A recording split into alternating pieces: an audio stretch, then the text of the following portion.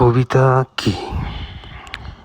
এই প্রশ্নের উত্তর এক কথায় দেওয়াটা বেশ কঠিন, কারণ কবিতা এক রকমের নয়। এর রূপ, ভাষা, বিষয় এবং অনুভূতি মানুষে মানুষে ভিন্ন হয়। যুগে যুগে বিভিন্ন কবি তাদের নির্দিষ্ট ভঙ্গিতে বা বলা যেতে পারে নিজস্ব দৃষ্টিভঙ্গি থেকে কবিতা লিখেছেন। তাই কবিতাকে কোনো একটি নির্দিষ্ট সংজ্ঞার মধ্যে বেঁধে রাখাটা তো বোধহয় ঠিক নয়।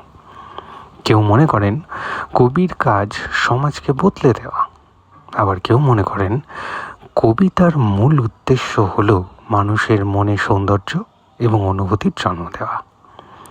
আসলে কবিতা শুধু কল্পনার খেলা নয়, আবার বুদ্ধি প্রকাশও যে খুব বিশাল এর মাধ্যমে হতে হবেই তেমনটাও কিন্তু নয়।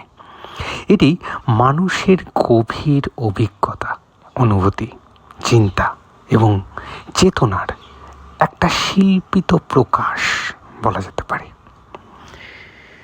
একটি কবিতা প্রত্যেক পাঠকের মনে একরকম প্রতিক্রিয়া সৃষ্টি নাও করতে পারে।